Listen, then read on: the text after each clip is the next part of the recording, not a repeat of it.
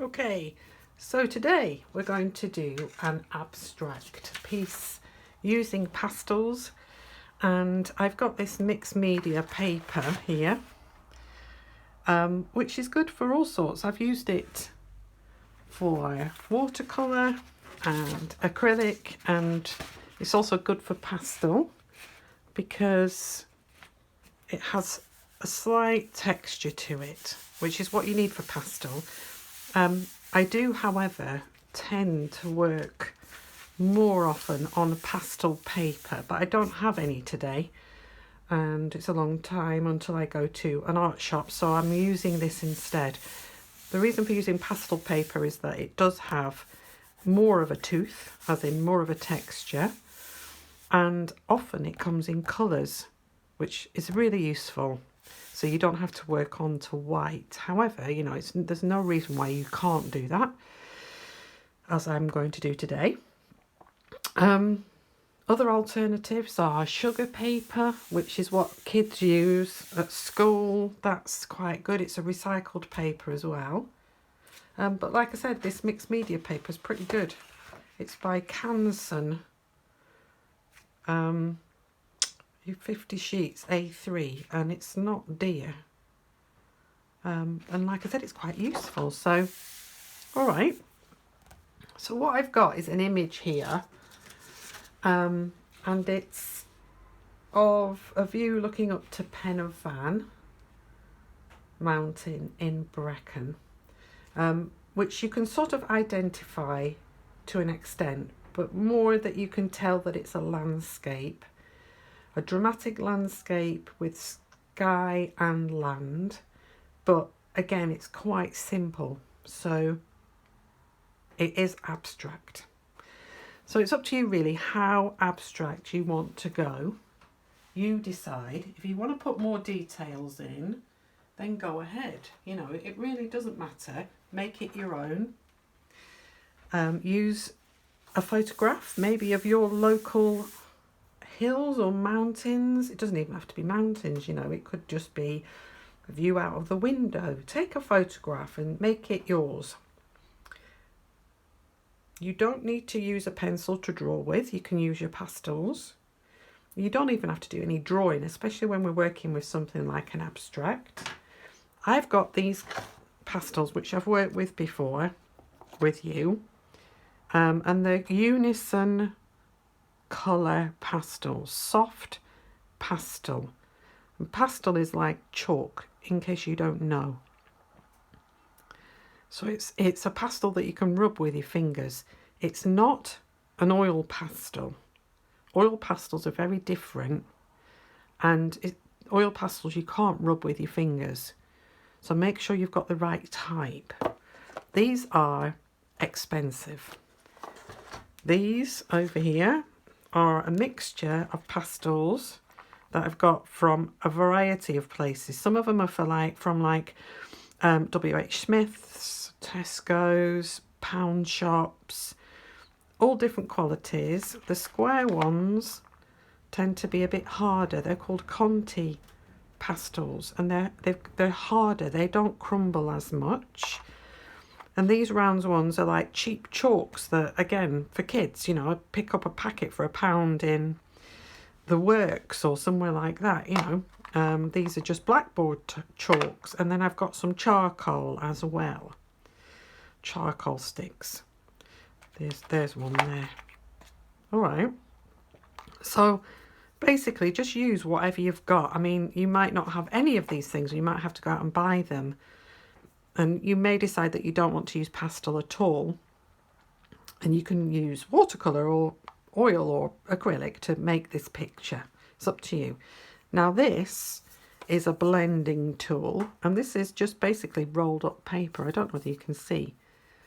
I bought this from the Works, but if you look really closely, you can see it's just layer upon layer of paper.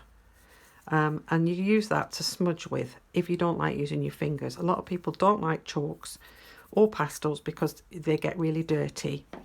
This is like a posh blender. You can buy these in any art shops or online, called a colour shaper or a blender. It has a rubber end on it, which means you can clean it.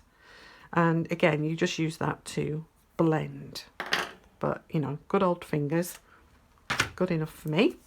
Okay, so let's start. So I'm going to take a white. Now, I've got a white unison.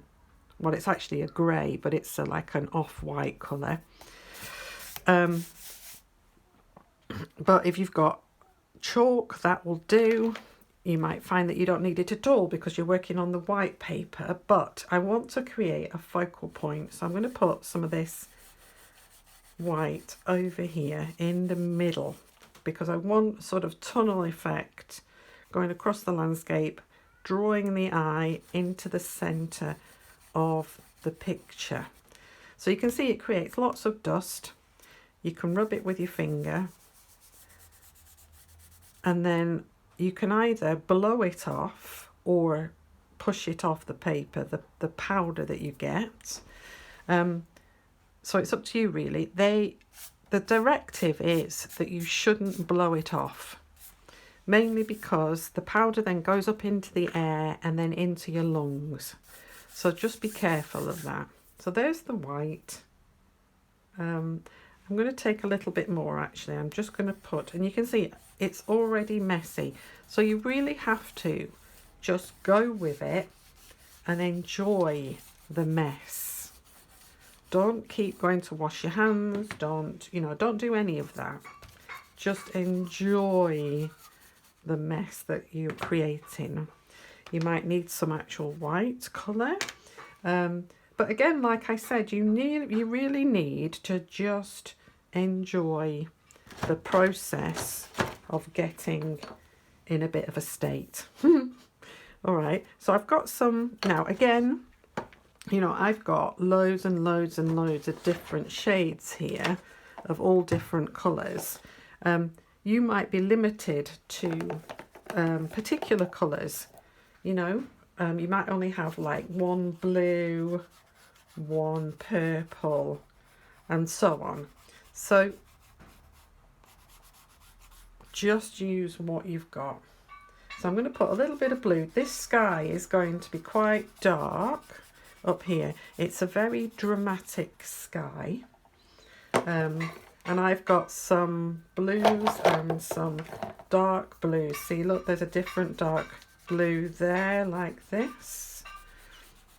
Okay, so I'm just putting that in. If you haven't got dark blues, then use blacks and things like that. I've also got greys, but you can mix your colours. So if you haven't got a grey, use a black and mix it with a bit of white. And then I'm just going to put some black along the top there. Ooh.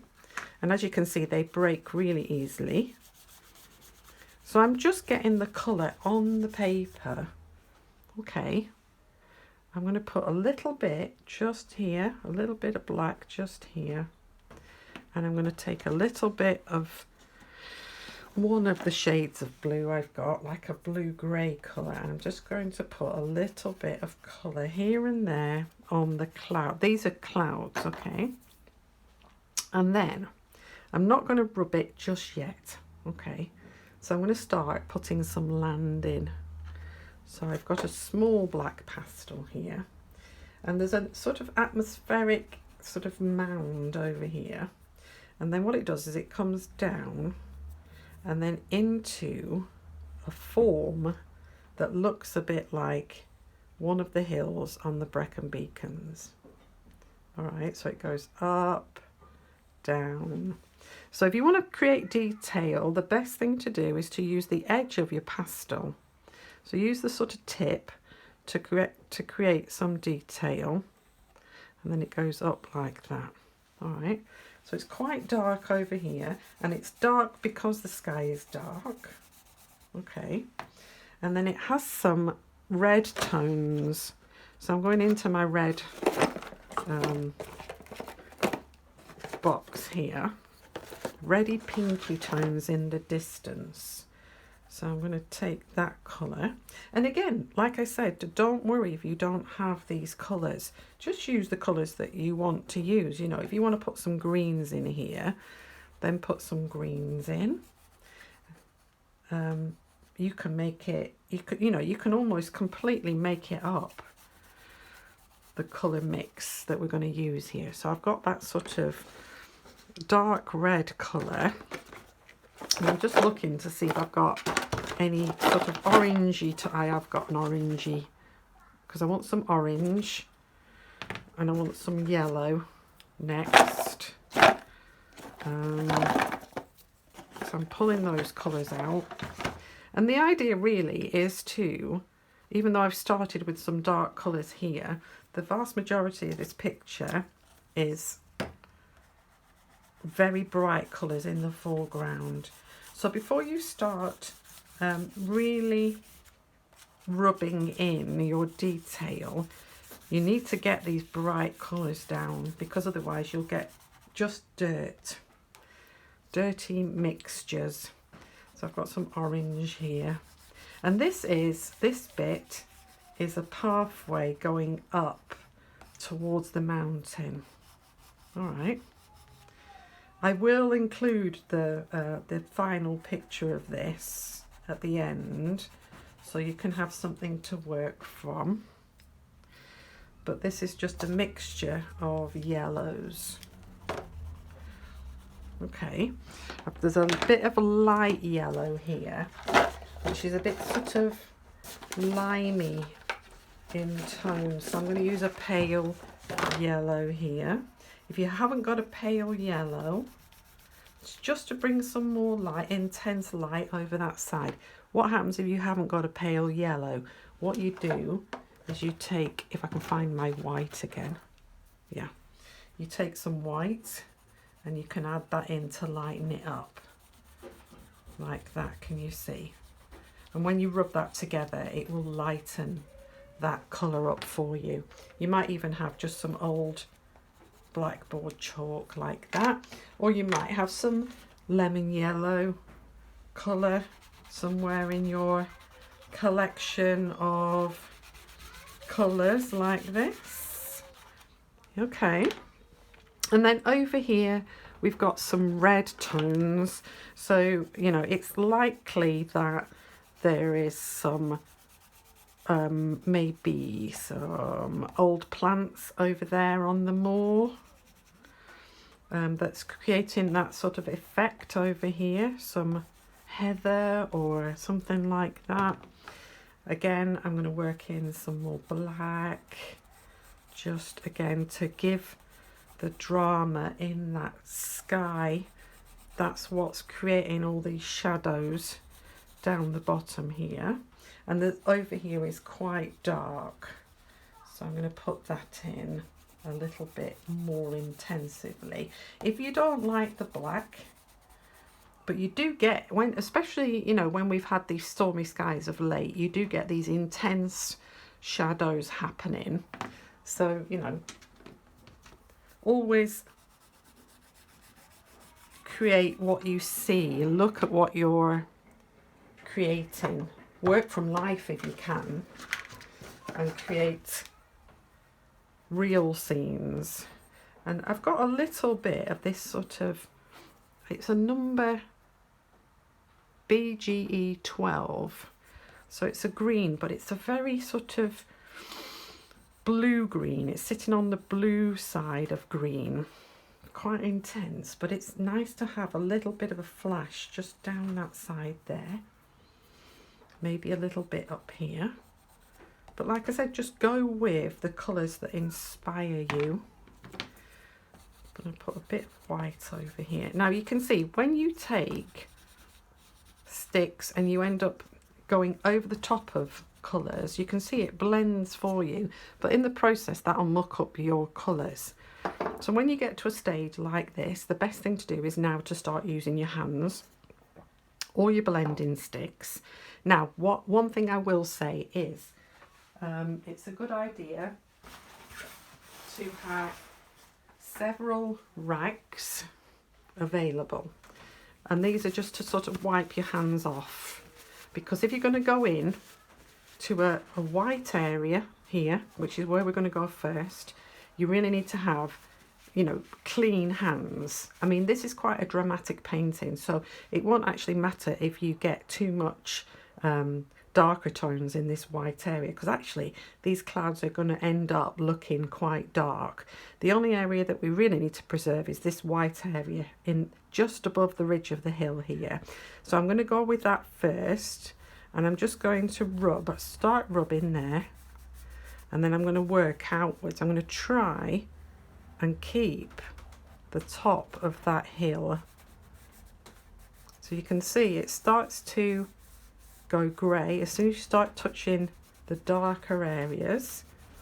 So I'm going to go down here along the top of that, and I'm going to look at the direction of the cloud. I'm going to rub in the direction of the cloud, and it's being blown sort of this way. So again, keep to the top of that ridge, and if you're getting dirty or too dirty, then just rub your hand off on a rag like that and just carry on. Again, just working in this cloud area, working in the direction of the cloud. I've brought a little bit down there by accident, but that's all right. Just going to work flicking outwards like that. Short strokes, so I get that sort of windswept. You can always change your fingers. Windswept feel to the picture. Now, if you have lost some of your whites, you can always go back in with your white and go over the top again and just bring them back a little.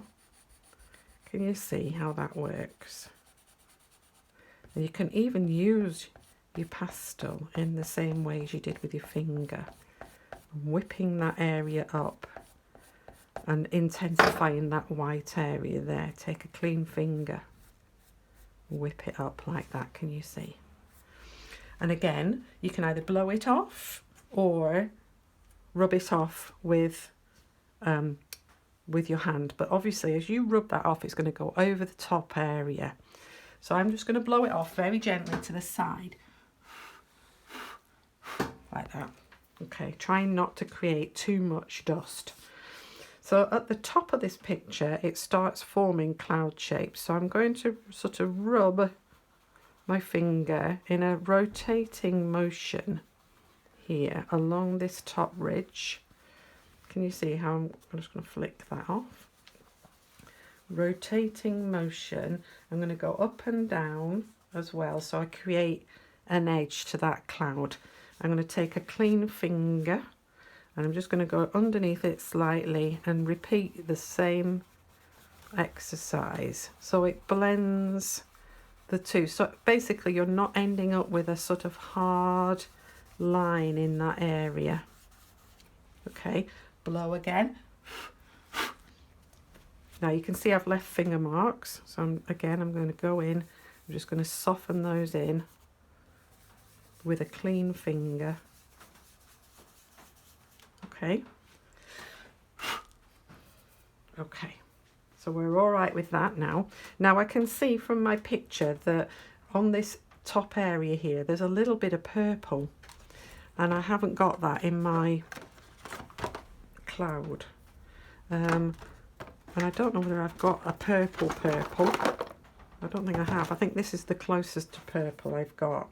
So I'm just going to put a little bit of purple tone in. And all that does is it'll warm the picture up a little bit. So again, take clean finger and just massage that into your picture. Just do a little bit, look at it, and then reassess if it needs some more of that. Okay, again, just be careful where you put your fingers. And then we're going to go up here and we're going to work into this darker area. And we're just going to repeat the exercise really, which is just to sort of blend and be quite vigorous up here. You don't have to be as careful because we're not dealing with the white cloud. And I just want to smooth this area in and then look at it and see what I can do with it. Again, use a sort of a change of direction at times. Rub one way, then rub the other. Maybe do some swirly marks Okay, and then I'm going to take again a cleanish finger and I'm just going to bring down and up into that so it breaks up that edge. Just a little bit of colour. You don't need to put it everywhere, but just bring it down so we don't have a line. It's a skill, again, so you know, take your time, don't rush it. And like I said, if you want to use your blenders, you can, you know, you can just blend using these tools. It's a little bit more precise using these because obviously it's got a finer point on it than your finger, so you can sort of work in and develop areas a little bit more precisely. Get rid of finger marks. Again, this is the same, this does the same job. Just rubs in so you don't have to, and you can see it gets dirty. The thing is with the paper one is that you have to sharpen the dirt off, whereas, because obviously it's paper, if you get that wet, it'll just collapse on you. But I much prefer using my finger because I like feeling my way through the colours that are being created. But again, like I said, it's very dirty, so just be aware of that. So again, just go in carefully. Smooth this out as much as you want to smooth it out. You might like all the textures that are in that sky already. So you could even go and use your left hand, because your left hand is going to be cleaner. You know, mix in. Always check your fingers to see how dirty they are before you go in, especially into a white area. Okay, there we are. I'm all right with that. I'm going to leave that for now. I'm going to start working into this foreground, into the middle ground here. So this distant hill, I'm going to use the blender because it's a small area and I would find it difficult to get in there with my finger. So why not use this tool?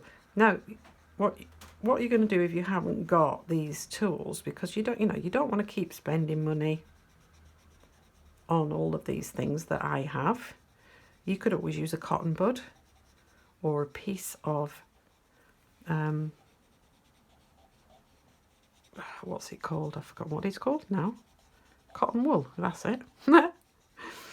So if you've got cotton wool, you can put a little bit of that on the end of a stick and use that, or just use it, you know, pinched. Okay, so there we go. There's that area blended. Now, do we want some nice light in that area? How do we do that? So what, maybe you could take a brighter red and just put the odd fleck along the ridges of those, just here and there, just to bring out a little flash of light here and there. Because obviously the clouds, the stormy sky, would be creating these areas of beautiful, intense light in the distance and in the foreground when we start working into our yellows. So while my hands are dirty, I'm going to work into this area here. All right, so this area will be blended into the background there. So spread it out. We need to make sure that the white paper is covered, well, as best we can anyway. So work into this darker area first. Try and leave the yellow untouched if you can for now. Again, think about the lay of the land. How does it work? Is it steep? Does it have a gentle curve to it? And work in those shapes with your finger. Again, be careful on the edges of those yellow areas. Blend in the different sections. Try not to have harsh lines. This is a sort of misty, dramatic landscape, semi-abstract. So you can sort of tell what it is, but it's almost, it's about atmosphere, colour, rather than subject, you know. And it's really nice to think abstractly sometimes and enjoy the nature of abstraction. So it doesn't, you know, it's not forcing you to become too uptight about the realistic nature of picture making. So in the distance here, it sort of merges a bit. And then we want to start pushing these colours into this yellow on the edge. Now, the thing is with black is because black doesn't really exist. Black is a mixture of blue, red and yellow. If you've got green or blue on the side here, when you start mixing it with the yellow, it will start creating greens.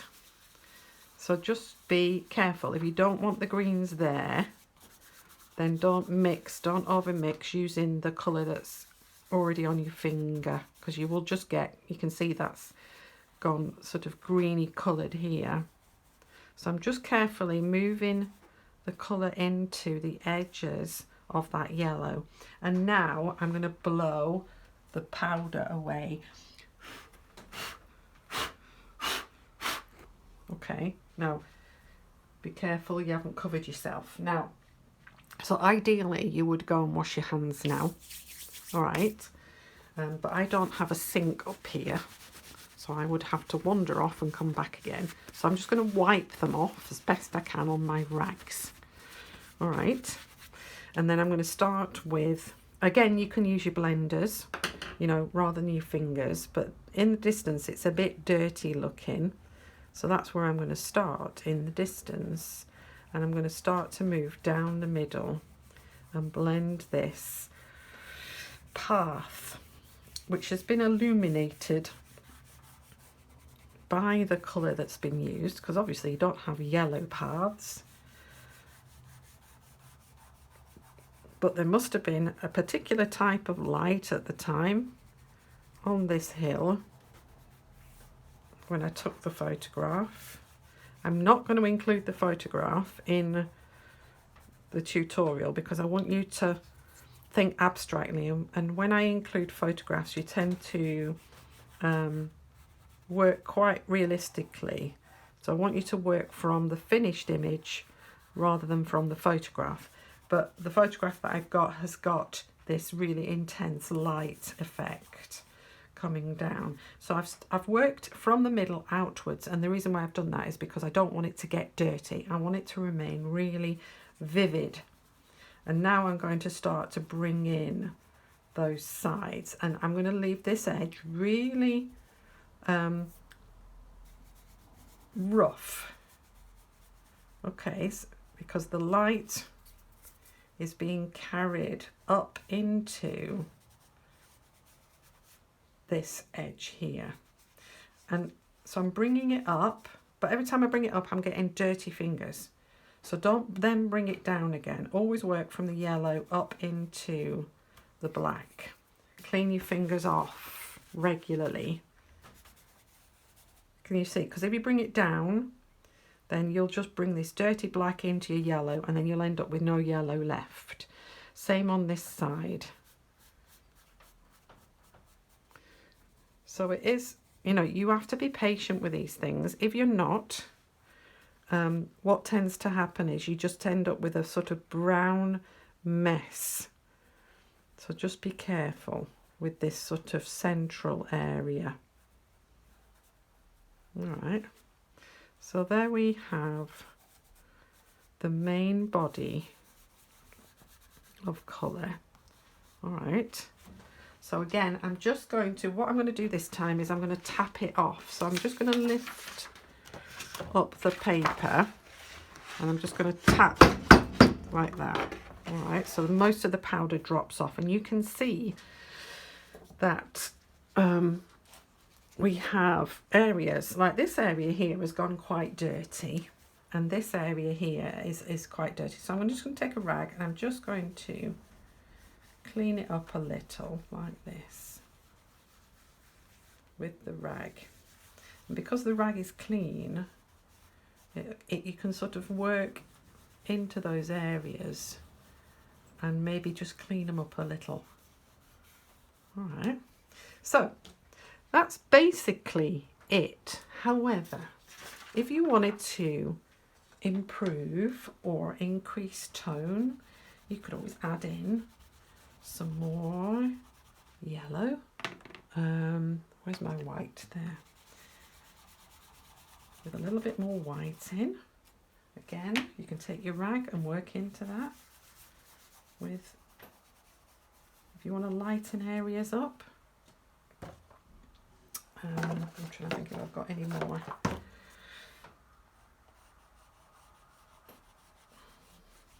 You can bring directional marks in on top of that surface, and you can also leave marks. You know, you don't have to blend everything. You know, once you get to this stage and your white paper has disappeared, you can leave marks behind unblended. So consider that. I want to put some more orange in this foreground area here. And again, I'm going to leave most of that exposed.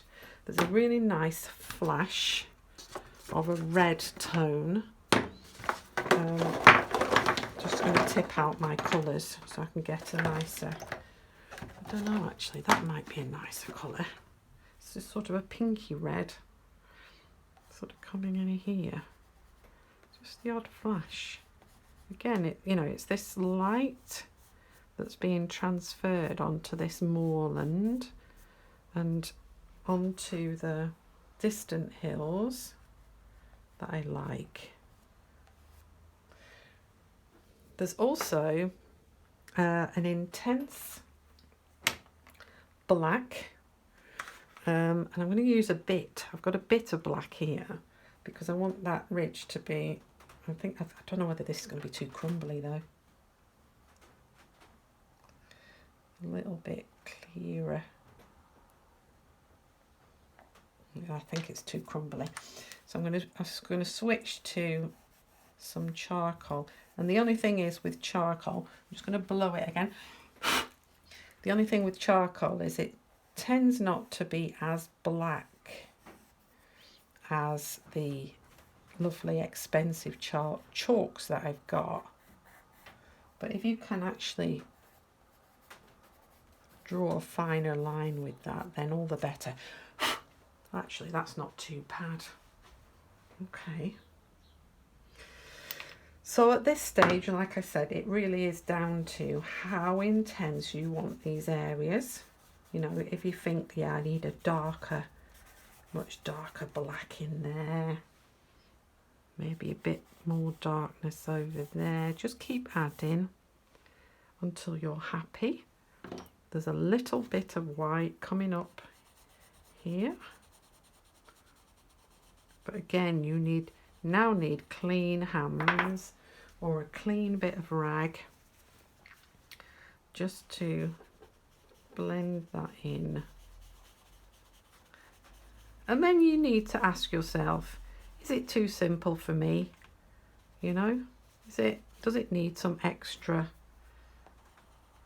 bit of detail? But like I said, this is an exercise in abstraction or semi-abstraction, so don't overdo it. But there's no reason why you could put in a couple of flowers or bushes or something of that nature into the foreground just to give it some interest. Or you could put some birds in the sky or something of that nature. Right, okay, so I am going to leave that there, right? I'm going to tap it off Okay, are we happy with it? How is that? I quite like that, so I'm going to leave it alone, I think. Just wondering, actually, the only thing I think is just to make this area a bit intense up here. And because it's black, I always tend to take a bit of dark blue, or even just a bit of blue, and just add in the blue. That's not dark enough, but once you mix it, it will be darker. And just intensify that area. All right. Okay, I'm going to leave it there. So enjoy. The bigger the paper, the better. It's really difficult to work, so try not to work on A4. If you've got A3, that's double the size of A4, then, you know, use that instead. Okay, if you've got even bigger, all the better. To fix this, I'm just going to go to the other side of my studio. I won't be a second.